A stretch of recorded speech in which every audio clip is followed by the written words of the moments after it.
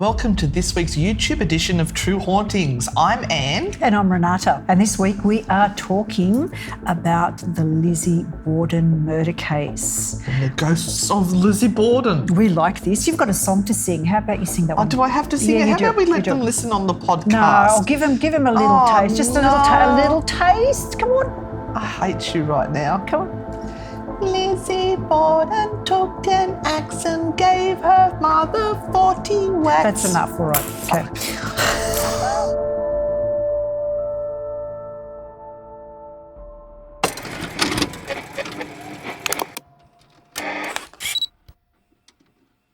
So the Lizzie Borden house is a scene of grisly, unsolved murders of 70-year-old Mr. Andrew Borden and his second wife, 64-year-old Abby. Both that old? Yes. Oh. Older than me. That's not right. No, you're 100 at least. They were both murdered with a hatchet. Chop, chop. And this, of course, again happened in a small rural township in America, and it led to a mass of stories and one of the most talked about and most intriguing unsolved murders of all time. And you ask people in the town, they'll all say Lizzie did it. Yep. So tell us a little bit about what happened. All right. So there were sisters, which were Lizzie and Emma. Their father was Andrew. The girl's mother died, and within 3 years, the father remarried to Abby. They hated Abby. They didn't get on well with Abby. Hated her with a passion. And I actually feel a little sorry for Abby because she ended up with these two adult daughters. Yeah. Apparently the girls were a little strange, according to some reports. And Lizzie herself was quite religious and, the family was religious and she would attend various church functions and would help out with the poor and the Flower Society and all sorts of things. But they were saying that she was never very good at making eye contact and... Yeah, something strange about her and Andrew, the father. Yes, the father. Yeah. She'd lock her room at all times when she was up in her bedroom. And wouldn't let him in. And yeah, but there were so many things going on. So first off, the father was quite wealthy. Yes, but a miser. He was a cheap ass. He would just not spend money on anything and was known to make the family eat rotten food just because he didn't want it to be wasted. Yuck. Yeah, I think that came back to bite them in the arse, so to speak, later on. And then they also had there was this weird thing with the maid, Maggie. Yes. So they had this maid called Maggie, but in actual fact her name was Bridget. But they called her Maggie because the maid they had beforehand, which they loved, was called Maggie. So let's just call Bridget Maggie, but yeah, she went along with it anyway. And then there's the long-lost brother. Oh, yes. From the first marriage. William. He turns up. No, it wasn't. It was an illegitimate child, not the first marriage. Oh, wasn't it? I think it was an illegitimate child. By sounds of it, Andrew had his willy out of his pants when he shouldn't have. Naughty boy. Anyway, he's turned up and he's a little unhinged as well. So maybe there's a little bit of history of mental illness in the family, or is it abuse? Now, there was speculation that the father may have been sexually assaulting the daughters. Now, what was the other thing? Oh, I remember Maggie the maid. That there may have been a little bit of an illicit tryst. A dalliance. Between Maggie, Bridget, and Lizzie.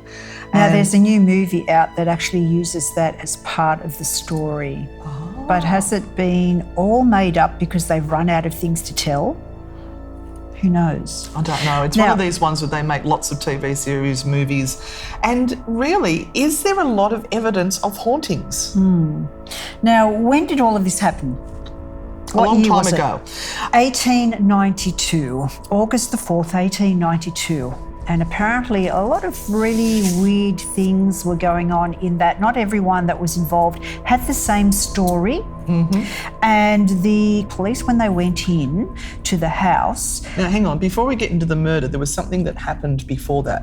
Can I just throw that in? Yes, you may. I just want to completely throw you off your track there. You may. The father, this is to show you the type of person he was. Lizzie had built a pigeon roost out in the shed. And she built it with her own hands, which would have been a very unusual thing to do for a lady in those times. True. And the father disliked the fact that the local children were coming in to either steal the pigeons or take their eggs or do something with the pigeons. So he went out and he killed all the pigeons with a hatchet. There's your hatchet. And just before the murder also occurred, there was a dead cat found with its head chopped off down in the basement, as if possibly someone was practicing, learning how to use a hatchet, maybe, possibly.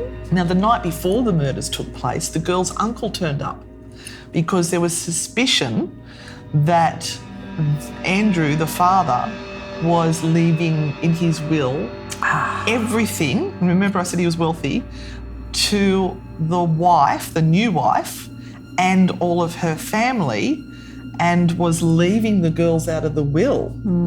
We go to the day of the murders, right? Abby, the stepmother, is upstairs attending to the bedroom of the uncle. Uncle's gone out. The father has decided to go down and have a rest on the lounge downstairs. And this is where the murder took place of Abby. So she was found face up. Remember? Because they kind of said that she probably would have seen her killer before she died. Yeah. And they had, whoever it was, they said it was a crime of passion because they had almost hacked her face off. And towards the end, when the body was on the ground, somebody had straddled them to continue the work. So there are a number of different stories as to how this may have happened and who committed the crime. In the end, Lizzie was taken to trial. The bottom line is that there was not enough evidence because the police stuffed up the whole murder scene. They were dreadful. They found hatchets in the basement and they left them there. Didn't take them away for evidence, they just left them there.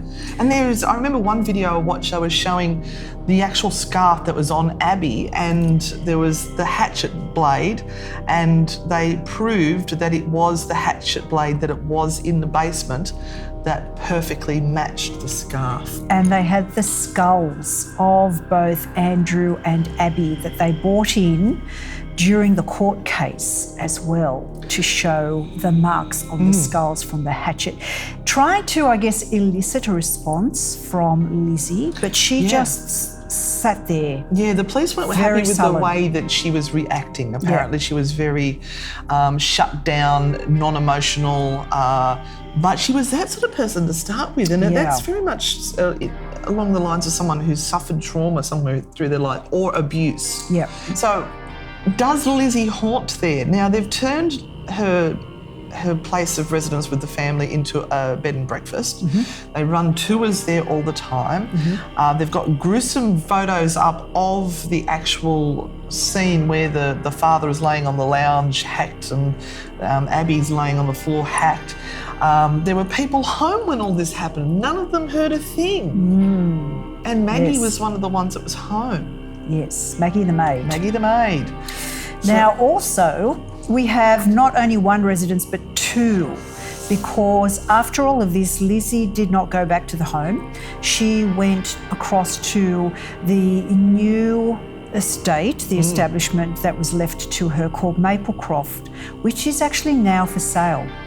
Right. And so she lived the rest of her time and set up Maplecroft exactly how she wanted it. She would have brought in poets and writers and artists and everything that she was not allowed to do while her father was alive. Because the wealth went to her. Because Abby died first, that meant Abby's money goes to the father. The father was killed. Therefore, everything went to the daughters. If it had been murdered the other way around, they would have got nothing. So what's been found in the houses? What have people reported? Because we've got missed dark mists, human-sized mists forming within the house. Well, I was particularly interested in Amy Bruni talking about it in her new book, Life with the Afterlife. She went there with Chip Coffey and Adam, and they did an investigation at Maplecroft, which nobody had thought to investigate before. Everyone talks about the house where the murders took place, but nobody's investigated Maplecroft. And the two sisters lived there for 30 years after the killings. Until they had a fallout. Yeah. And then the youngest one left.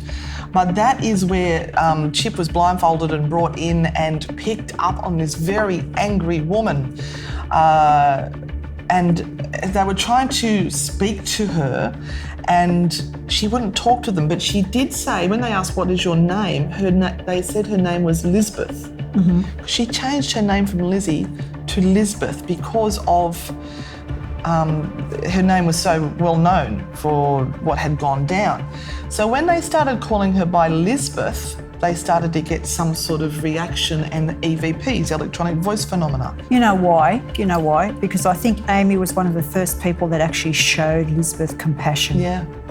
So they weren't trying to elicit some sort of a horrible response. They were trying to get to know her. Investigators go in all the time wanting to have the most gruesome story instead of trying to actually hear their story. Mm. So she spoke to Lisbeth with empathy, basically. Yeah. And then they tried an experiment where they removed all of the murder paraphernalia that was in the house and restored it to what it would have been like when Lisbeth had it. And that's when she started to come through and she started to talk. Yeah. We'll tell you more about that in the podcast. Yes, you'll have to listen to the podcast to hear all about what happened with Amy, Adam and Chip. That's really interesting too. Look for True Hauntings on your favourite podcast app, iTunes, Spotify. Please leave us a review if you've enjoyed what we've done. Subscribe, like, all that stuff that they say to do, which allows us to bring you guys more content. So, we'll see you all on the dark side. Bye.